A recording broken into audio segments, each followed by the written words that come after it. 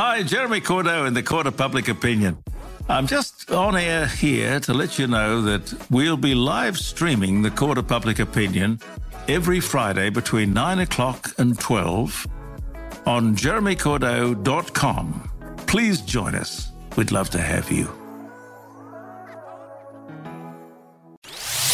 You're listening to Davo, Tom and Callum, the podcast. One of the harder parts in life is letting go of someone after they pass, of course. Yeah. And I guess these days cemeteries aren't really a big thing. I mean, they're obviously still around, but it's... They're also getting like there's too many. Yeah, for, yeah. Like cemeteries, there's less plots available. Exactly. So a lot of people are opting for a cremation, which generally means you're going to have an you're going to be spreading the ashes in a little ceremony after the funeral and whatever. And we were talking to someone here from Fresh. We were at the Velo Adelaide 500 last week. And he was telling us about his mate over in Sydney who decided to scatter a dear friend's ashes in Watson's Bay. Now, Watson Bay is a pretty fancy area in Sydney. You got nothing but, you know, your Kyle and Jackie O's hanging out there. Sure. Yeah, pretty schmick. Yeah. So the family's all gone down there, gone to the shoreline, and they've decided we're going to obviously scatter the ashes in the ocean or the bay there. Yeah. And off they've gone, scattered the ashes. As soon as they've done that, a big wave has sort of hit and the ashes have come flying back up all through their hair. Wow. So it's Hair, it's stuck shirt. to them. Yeah, they're taking him home with them. Yeah, so There's a little piece of him in all of us. almost a little bit redundant even doing it. You literally got him stuck to you. Yeah, I mean, and these are the things, I think the reason that is so funny is because it is such a sad moment where it's an emotional moment where you're there all together and then something like that happens and it breaks the sadness and you're all just in laughter. I think it is nice and it does bring a bit of laughter. I've got a similar story, but I don't think it would have been that funny at all from what I gauged from it. So this dude I know was +1 to his girlfriend's like dad's funeral or something, and they'd only been dating for about 2 months or so. Yeah, and it was some weird tradition where pretty much they mix the ashes in with a bunch of shrubbage, like leaves and flowers and stuff like that. Yeah. And they passed it around so you could grab a little bit of it and so you could hold a flower or a little bit of the shrubs. And the +1, the boyfriend who I'm mates with, I kid you not, thought it was an eating thing. Oh, no. For some tradition, you had to like take a bit. He thought it was like a salad. Look around. The idiot thought it was a salad. So Look around and see that no one else is doing that. So +1 only dated her for 2 months. He picks up a little bit of the shrubbish, included with the ashes, and eats a little bit in front of the girlfriend. It didn't last. Yeah, it didn't last. How long till they broke up? I think it was pretty soon after, to be honest. It was quite offensive. Incredible. Your mates, honestly, that's 2 for 2 this week. You told a story about your idiot mates. Give us a buzz now, Adelaide. Where did you scatter the ashes, and did anything happen? My grandpa passed away earlier this year, and we scattered his ashes at the old race course just here in Adelaide for the horse racing, because the man loved to punt back in his day. A classy send-off. I bloody love it. Grandpa Holmes. Hey, we're going to head over to Hallett Cove. We've got Marty on the line. Marty, mate, where did you scatter the ashes? In New Zealand, in a lake that we used to go on holidays at all the time. Yeah, beauty. I waited till I had both parents. Both parents, I had ashes. I thought I would scatter them in the lake, so I went out there and threw them in the air. And because they were very dense and heavy and fine and grey, they just went straight to the bottom in like a foot of water. Wow. Yeah. And then all of a sudden, all these kids rocked up. Oh, no. Their parents and all went down to the lake, and they're all just swimming and playing on the ashes. And wow. So, yeah. That's me, mum and dad. Get out. School excursion gone wrong. Summer camp. They get the water skis out. I had to come back the next day with a shovel early in the morning and disperse the gravel and the water to try and get rid of them, because it was just a big grey matter. Beautiful. Oh, Marty, Not sorry ideal. to hear that. Good on you, Marty. Thanks for getting involved, mate. Hey, we've got Ben in Seaford. Ben, where did you scatter the ashes? We're at Seaford on the cliffs, and it was actually my partner's uncle at the time, and we threw him off on the edge, and funny enough, as we were through them, the wind picked up and blew them all back all over us. Ben, do they have like a certain taste, the ashes, if they go back in the mouth? Oh, look, I can say it wasn't very pleasant, put it that way. Well, of course. You got your bloody Mrs. Uncle in your mouth, not it. Have a bit of a shake-off. Hey, let's go to Kylie in Blakeview. Kylie, where'd you scatter the ashes? Hey, guys. We scattered them down at Galway Beach. I'm going to throw my sister under the bus a little bit here because a couple of funny things happened when she was scattering. Before she scattered, we all had brought our little urns and things like that to, put a little bit of keepsake into like a small one. Yeah. We're scattering our stepdad and our mum, and basically we whipped out our little urns and my little sister whips out a sandwich box. She's got her little system a container, and we're like, what the heck is going on here? So she's done that, and that was like... Yeah, like it was a little sandwich box, and we're just like, oh my God, poor mum's going home in the sandwich box. Beautiful. But then, when she scattered them as well, it just went in a big clump at the bottom of her feet, like the other guy said. It was just a disaster. But yeah, jeez, you wouldn't want to confuse that sandwich box for school lunches the next day, would you? I know. I did say to her, how's it going? Have you got an urn yet, or is she still in the sandwich box? Poor mum. Good on you, Kylie. Hey, let's go to Bree in Morfett Vale. Bree, where'd you scatter the ashes? We actually haven't got to scattering our ashes yet, but we're very lucky because we were going to put them in my mum put them in a nice old tin. Yeah. And no, it wasn't an urn, it was a tin, and it was a lovely, collectible tin. Yeah. And she'd put them in there, and we didn't realise, and we almost cashed our granddad's ashes into cash converters. We had all of them in the car, and we had all of these keepsakes that we were taking down to cash converters after we cleaned his car. And then, Mum comes running out and goes, "Don't cash in, Granddad." Jeez, imagine trying to barter that one back as well. Trying to buy it back off the cashiers. They're just like, sorry, love, this is priceless. Finest keepers. Jeez, that's no good. Bloody cashies. Good on you, Bree. Let's go to Luke over in Ingle Farm. Hey, Luke, where did you scatter the ashes, mate? Hey, mate, it was a bit of a story. I actually was down at Glenelg. Yeah. I went to throw them over. It was our beloved pet, Fluffy, the bunny. Yeah. And it flew into my son's ice cream. Oh, no. And he almost got a big lick of it. Oh. What was the pet's name? Fluffy. Fluffy. Fluffy.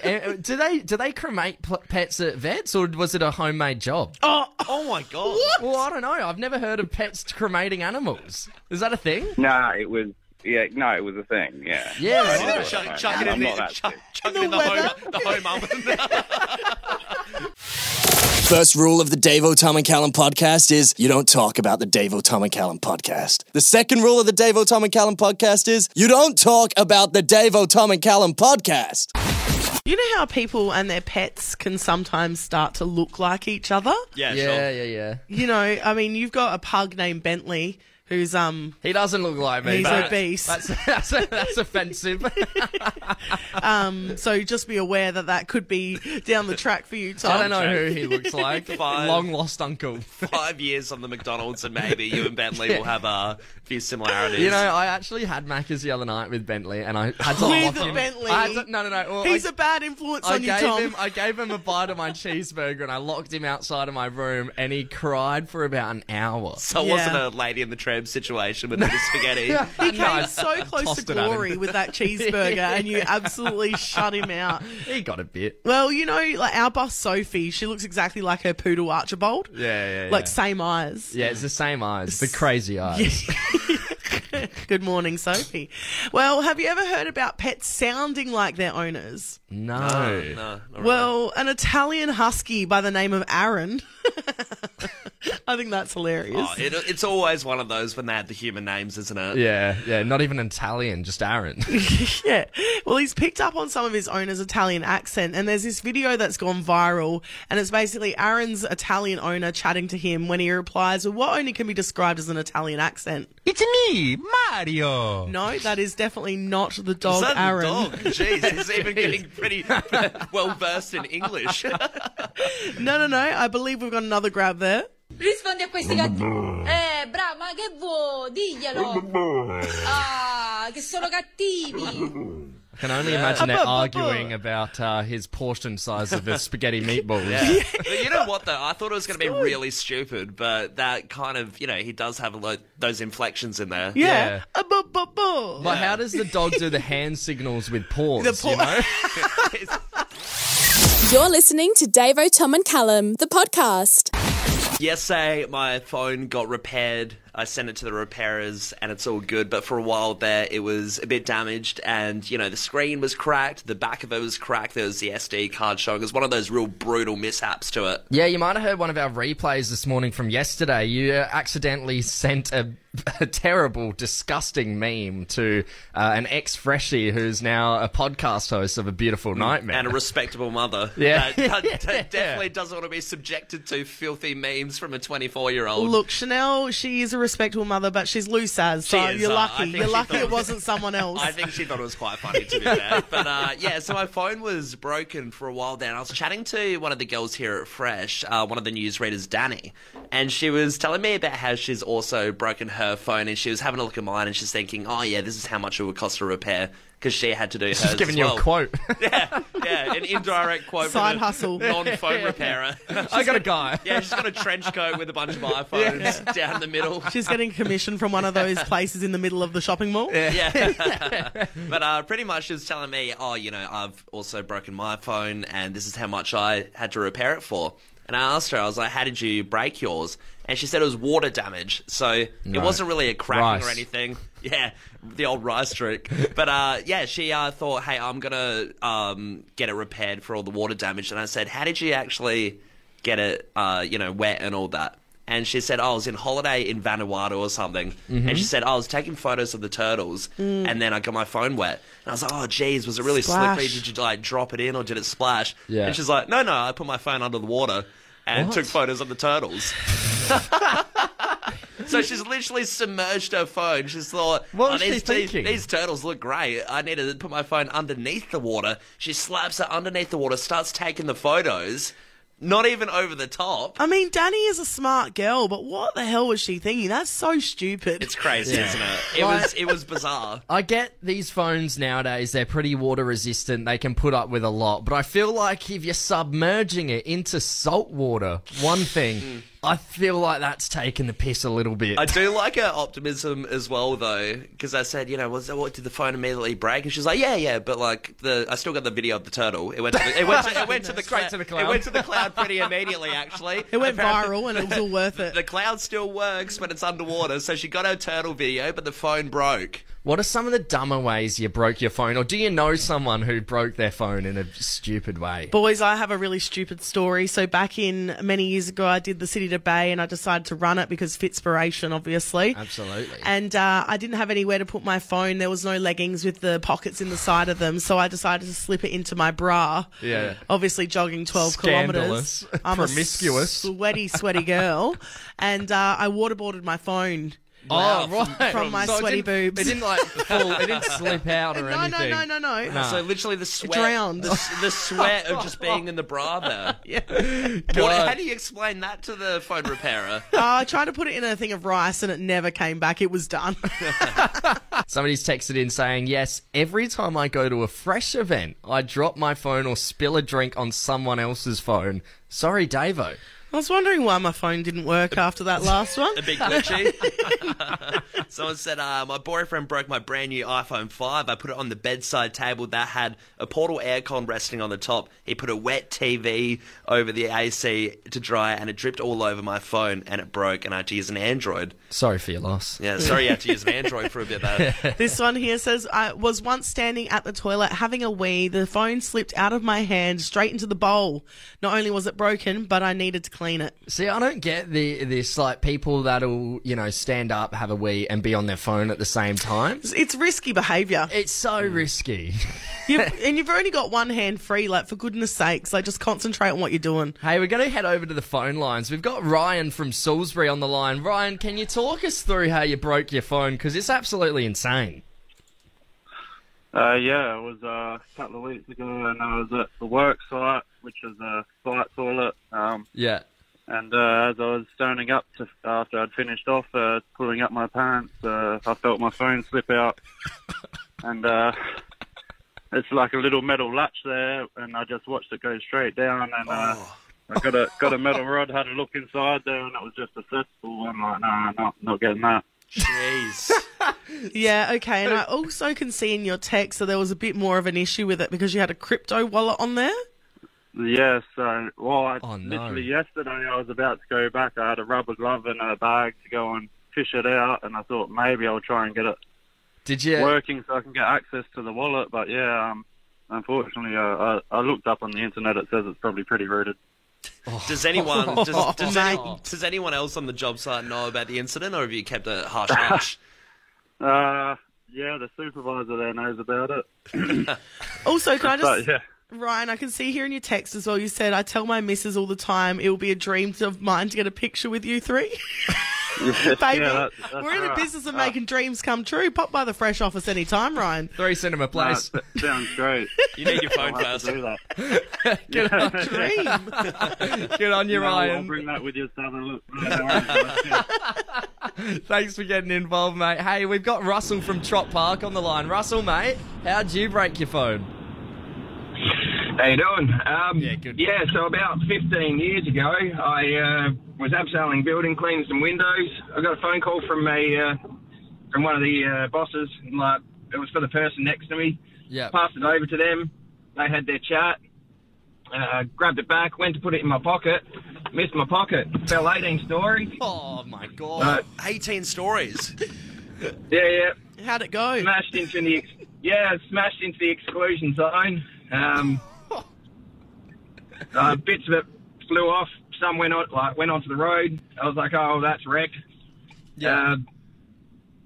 Finished my drop, got down there, and picked it up, put it back together, and it worked. It worked. Nokia 5110. Wow. Nokia 5110. Yeah, solid. Jeez. I'm surprised I didn't go straight through the ground all the way to China. I bet, Yeah, the brick. bet you thought your days of playing Snake were over in that minute when you saw it flying down. Yeah, that's it. All right. I get older. The Davo, Tom, and Callum podcast stays the same age. Hey, a pretty cool new article has come out to talk about all the really famous movie quotes that were actually unscripted and, you know, the really improvised, the really famous quotes that you think would probably take a lot of effort to, you know, chuck in a script and write it in, but instead they were all accident pretty much. Cool. So the first one we got is Dazed and Confused, Matthew McConaughey. All right. So Matthew wasn't actually meant to be in the scene at all. He was just thrown in, and that was just an improvised line. That was just him jumping in. He didn't really know what to say. Which is crazy that now, all right, has become his catchphrase. He does it, I think he does it in every movie. It's like written into every movie he's in. He does it as well just in award shows as well. You know, Yeah. It really is just Matthew's thing that he'll hop on stage and do it. Everyone wants to hear And him do everyone the line. that does an impression of Matthew McConaughey does it. All right. They start with that. Yeah. Beautiful. Nice one, Tom. The other really big one, Midnight Cowboy, Dustin Hoffman. I'm walking here. So this one's really interesting because he actually almost just got hit by a car. Like a taxi came on the side of the road as he was filming that scene. So it's not. It's literally as they were filming it, and then when he strikes the roof of the taxi, Dustin Hoffman's pissed off. He almost got sideswiped by this taxi while they were filming, and it just left it in the movie. That's him. That's just purely him, what he'd say. Once again, becoming a huge quote. Yeah, that's a massive one. I think everyone has said that once before in the New York accent. Oh, and I'm sure Go on, Davo, give it a go. I'm walking here. I'm sure. I'm sure as well. If you're doing a holiday to New York, like you have been to New York, Davo, surely you pulled out that line a few times. Absolutely. Every time you're trotting down the street. We got this one here as well. Titanic. You know when you've gone and done something or said something out loud and you don't realise someone's filming you? Yeah. It's a bit embarrassing. Sure. One of those moments. Yeah, right. It wasn't in the script. That makes me feel yuck. It was on lunch break. Yeah, I reckon it might have. Like, I don't know if it was for sure lunch break, but it wasn't meant to really be in the movie. Oh, that's so earnest from Leo. They had the cameras going, and a young Leonardo DiCaprio was so happy that he was on this big movie set, so he hopped on the edge of, the makeshift boat on the set and started yelling it out, apparently. It's a bit cringe, isn't it? It's cringe now that you know the real meaning behind I'm it. the king of the world, imagine. Yeah, it's a bit egocentric, isn't it? All right, what have we got to wrap it up? So the last one we have is a very famous quote, and it is from Jaws. You're gonna need a bigger boat. So apparently, you're going to need a bigger boat was a catchphrase that all the actors would say on the boat when something would go wrong. It was meant to be a little jab at the studio production of saying there wasn't enough money or budget. Yeah, right. So saying, I think it started because there was, a bit of a makeshift boat or whatever that didn't look good, and it started from that. But then it extended to things like if the lunch was late, if the caterers hadn't rocked up in time, they'd say you need a bigger boat. Or if something broke on set, if one of the lights just bursted, they'd say you need a bigger boat. So it became this running joke. So once it became the running joke, did they write it in, or did the actors just slip it in? I think it was slipped in. I think it was slipped in as a bit of a gag, and obviously it worked because it happened in that timing where, the big shark comes about. So it was a bit of a gag between all the actors that kind of just slipped it in the movie. Thank you so much for that. You're our movie buff here, Callum, and we appreciate the facts. The movie guy. I mean, there you go. Some water cooler facts to take to work today. You're listening to Davo, Tom and Callum, the podcast. We are so excited because the Top 92 party has all been announced and voting is happening now. So if you head over to Fresh 927, click on the Top 92 voting and get onto it, you'll be able to vote for your favourite songs of the year. Hey, always an exciting time of the year to do the voting and everything. And I'd say this year has been great with the amount of songs. It is absolutely huge. Yeah, absolutely. Head to fresh927.com.au. Go vote now. I mean, we've even got graphics that you can share to your own socials to show your friends what you voted for. Yeah, so just be aware you will get an email after you vote, and then it has a graphic that you can put up on your socials. We would love for you to share them on your socials and tag at Fresh927. Yeah, but how's so many of the different songs we got? I mean, we got a bit of Peggy Goo. Fisher slammed it this year as well. He had a few tracks. He did. So did Skrillex. I'd say Skrillex had a good 4 tracks or so. Skrillex has had an absolute comeback this year, hasn't he? He smashed it this year, for sure. Chase and Status as well, really good ones for a few hits in there. Now, guys, we have to have a chat about the songs we're voting for first. So we're gonna give each of us 10 seconds to describe why we think our song deserves number 1 and why we're voting for it as our number 1 song. So who wants to go first? Yeah, I'll go first. All right, Callum, what's your song? So my song is Badadan. I think it's absolutely huge. I love Flowdown's voice in it. I mean, I think that he's come out of the woodworks a bit. He's been around a while, but he's slamming it. That deep voice just gets you going in that song, and I can't wait to mosh to it at the Top 92. That's your time up. The time's up. Hey. It sounded like it was a bad argument. It's not a bad argument. Badadan has been an absolute hit. And like I said, Badadan, coming from Chase and Status, excuse me, sir. Your 10 seconds is up. I'm just saying, they also had Liquor and Cigarettes. They're doing very well this year. All right. My choice for the Top 92 for 2023 has to be Rhyme Dust by Dom Dollar. Now, this song has longevity. It was released in February and I still listen to it every single day. It also won the ARIA for Best Dance Electronic Release and it beat out Troye Sivan and Fisher. And not only that, Dom Dollar does the best DJ booty bop behind the decks and has a killer moustache. A killer moustache. Yeah, just like to chuck that in. We do know you like a dude with a moustache. I reckon you're crushing on Dom Dollar there a little bit. Well, my song, in terms of longevity, is sort of similar, Davo. It's Boys a Liar Part 2. Pink Pantheress, Ice Spice. This is a song that absolutely gets you up and about. And before you think that it even doesn't have a chance, this thing's peaking at number 3 in the national Billboard Top 100. Number 3, need I say more? Okay. That's an odd choice by you. I wasn't expecting it. Yeah, it was a bit left field, I reckon. I reckon every year my choice is heaps left field and it ends up in the 50s or 60s. But it's a fun summery tune. I think it would be perfect at the Pier Hotel in Glenelg. Definitely. But I mean, all three of those songs are absolute classics this year. And I'm already seeing them getting voted for quite a bit in everyone's reshares of the top 92 votes. Now we're throwing it to you, Fresh Fam. What song will you be voting for in your top 92? What's your number one song of this year? We're going to go to Cheltenham. We've got Smurf on the line. Smurf, good morning as always. What song are you going to be voting for in the top 92? Definitely Prada. It has been an absolute smashing song. Oh, 22 in Paris, baby. Jeez. Smurf, I have high hopes for Prada. I'm seeing it pop up in a lot of people's votes so far. Yeah, it's been an absolute great year this year, that's for sure. It's a cracker. It absolutely is. Hey, who's that? That's little Gwen. So the Fresh party is actually on her birthday. Oh, wow. Oh, right. Well, she's celebrating at the top 92 or what? Maybe. I'm considering bringing her. Yeah, no. Better be there. Good on you, Smurf. Thanks for getting involved. Jeez, Prada. That is going to be a heavy hitter, isn't it? I think it's very in contention for a good spot. All right, let's go to North Plimpton. We've got Kane on the line. Kane, good morning, mate. What song are you going to be voting for in our top 92? Morning, guys. I'm going to be voting for Liquor and Cigarettes. Liquor and cigarettes. Yeah. Oh, it is a good one. That is a good track, isn't it? Absolute banger. What's your favourite part about Liquor and Cigarettes? Is it the filthy drop? Is it the vocals? The liquor, the cigarettes. Yeah, the subject matter? It's just everything. It just all slaps, doesn't it? It's good, isn't it? Yeah, it really it's a great does. one. It was so hard to narrow down my votes to 10. Yeah. I reckon I had 30 in the shortlist. There's so many good songs. I've still put it off because I'm too scared. I know it's going to take me all day. It seriously does. I might vote again. Yeah. Don't do that. You're not allowed to. Hey, let's go to Plimpton. We've got Alicia on the line. Alicia, good morning to you. What will you be voting for? Miracle by Calvin Harris. Yeah, a bit of Ellie Goulding as well. They've been good. This is a good track from this year. Nice summery tune as well. Like perfect to have a bounce to it at the Pier Hotel Glenelg.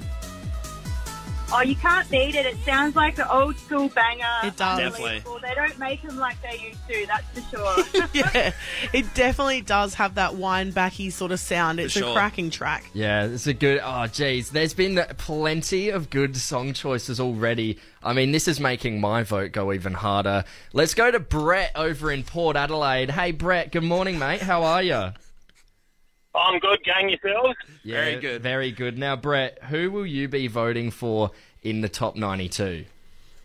Well, I've got two that go hand in hand. It's got to be Davo's Crush Sister with Take It Off. Take it off. Brett, you know that was my close number 2 to Dom Dollar. I love this song. Yes, and then to go hand in hand, would you go to bed with me? The song, Dave. I'm not talking to you, by the way. I don't know, subliminal messaging there. You could have been meaning both ways. Yeah, oh, jeez. I forgot about Would You Go to Bed With Me. That's an absolute banger too, isn't it? I reckon Would You Go to Bed With Me sort of fell under the radar a bit towards the end of the year, but absolute cracker. It's a great song. Brett, great choices there. Yeah. I mean, how are you going to split that one? What are you going to do for number one? I don't know, mate. Yeah, I'm like Dave. I've got about 30. I've got to narrow them down. It's so hard. Yeah. Flip a coin. Go Fisher. Yeah, that's right. Good on you. Good on you, Brett. Thanks for getting involved as always, mate. Appreciate it. No worries. See you guys. Hey, let's wrap things up here with Rahel over in Prospect. Rahel, who are you voting for in the top 92? Hey guys, I'm with Smurf and I'm picking Prada by Casso. Ooh, jeez, 2 Pradas. Yes, she is. That's a really in Prada's favour, aren't they? What's your favourite thing about Prada? Why is this the track you're voting out for number one? Like someone mentioned before, it's just one of those songs that just reminds me of the 2000s club music, and like they said, they don't make them like they used to, but there's a few around and I really love it. Yeah. I absolutely love nailing the lyrics to it when you're singing along. You feel like a real baddie once you've done it. Hey, Rahel, do you know the lyrics very well? Could we get you to do this bit? gosh, no, I was about to say when you said that, I was like, well, I'm definitely alone here because I don't know all the words. I only know the chorus. Oh, can you give us a little taste of the chorus? The vocal run, go on. I'm in 22, I got Paris. Well, no, I fucked it up. Close enough. First you get the sugar, then you get the power, then you get the Davo, Tom and Callum podcast. Bloody hell, being a parent is a thankless job. Just ask Callum's mum, Deb. Yeah, pretty much. Hard work, though. Hard Low work. blow. Low blow, but kudos to my mum. She does a good job, eh? No, I've got so many mum friends and they say nothing is yours anymore once you become a parent. You know, kids just take. Yeah. And everything you once had is no longer yours. It's for the kids. And we're heading into the silly season, which no doubt would be a stressful season for parents. You know, you've got your heaps of money involved in Christmas, you know, around the family all the time. Presents, so many presents, and usually, you know, it all lands on the parents to sort it out, doesn't it? Yeah, absolutely. Well, this mum has taken to TikTok to share her hack for Christmas time, and she books herself an annual trip called the Annual Wrapping Weekend. And basically what she does is she books a hotel for 2 nights. 5 stars. Yeah, no doubt. And wraps a mountain of gifts in peace away from her kids. Is this what we have to look forward to as parents, the annual wrapping holiday? Can't we just go to Vanuatu or something? This sounds horrible. I mean, you can do the wrapping over in Vanuatu. If you sure, want. I guess so, yeah. I mean, it does. I think this sounds great. You know, weekend away from the kids, shack up at a hotel, get a massage, mud bath. I guess there's nothing better than a little hotel stay, though. Let's be honest, the wrapping's going to take you, what, like half an hour, 45 minutes, depending on how many presents you have? We saw you wrap a gift the other day and it took half an hour for one. Yeah, because we were all 3 of us sharing one roll of sticky tape. That's why it took so long. I don't think so. You were being quite a perfectionist. Quite delicate with it. Yeah, well, I want it to look good, mate. So I have a bit of pride in my wrapping. So does his mum. You ripped it off anyway. Also, but like if you're in your own private, you know, personal company, I think it won't take as long. You get it done. It'll depending on how many presents, it couldn't take any more than 2 hours out of your day, and then you've got the whole weekend just to relax in a hotel. Can you imagine those big ass families though, when you've got all the cousins, you know, like an Italian family or something, it's like 30 different people that you have to do for all that wrapping? That's when you call room service. Yeah, you just get a bunch of like air taskers. There's $100 tip in it for you. Hi, Jeremy Cordeaux in the Court of Public Opinion.